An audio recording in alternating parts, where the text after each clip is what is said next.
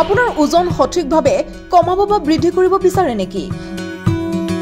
সঠিকভাৱে ওজন হ্ৰাস নকৰিলে ওলোটাই মেদবহুলতাৰ সমস্যাহে দেখা দিব পাৰে। আপুনিও সুন্দৰ সুঠাম আৰু নিৰোগী শৰীৰ লাভ কৰিব পাৰিব যদিহে এইকেইটা নিয়ম মানি চলে। ওজন বৃদ্ধি কৰা আৰু সঠিকভাৱে ওজন বৃদ্ধি কৰাৰ মাজত পাৰ্থক্য বহুত। ওজন বঢ়াবলৈ যদি অনেক কিবা কিবি খাই থাকে, অত্যাধিক চেনিজাতীয় বস্তু খায়, তেনেহলে এয়া ওজন বৃদ্ধিৰ বাবে সঠিক পথ নহয়। ইয়াৰ পৰা আপুনি মেদবহুলতাৰ শিকাৰ হ'ব পাৰে আৰু শৰীৰত বিভিন্ন সমস্যাই দেখা দিব পাৰে। আপুনি সুন্দৰ সুঠাম এক নিৰোগী শৰীৰ লাভ কৰিব পাৰিব যদিহে কেইটামান নিয়ম মানি চলে।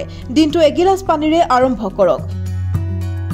কুহুমীয়া পানী গিলাচ নিৰ্দিষ্ট এঠাইত বহি পান কৰক। খালী পেটত পানী খালে শৰীৰত থকা বিশেষ উপাদানসমূহ বাহিৰ হৈ যায়, মাংসপেশী সবল হয়। পানী পান কৰাৰ পাছত পানীত তিয়াই থোৱা আলমণ্ড আৰু বাদাম খাব পাৰে। এই বাদাম খালে উপকাৰিতা বৃদ্ধি হয়, হজম হয়।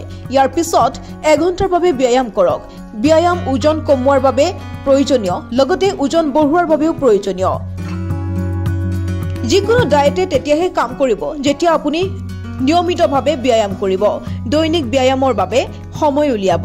ব্যায়াম কৰি এগিলাচ মিল্ক শ্বেক সেৱন কৰক, কাৰণ ব্যায়ামৰ পিছত শৰীৰত শক্তিৰ প্ৰয়োজন। ইয়াৰ উপৰিও কাজু, কিচমিচ, বাদাম, গাখীৰ আদি মিহলাই চেনিৰ সলনি মৌ ব্যৱহাৰ কৰি খাব লাগে। এই শ্বেক সেৱন কৰাৰ এঘণ্টাৰ পিছতেই লাঞ্চ গ্ৰহণ কৰক।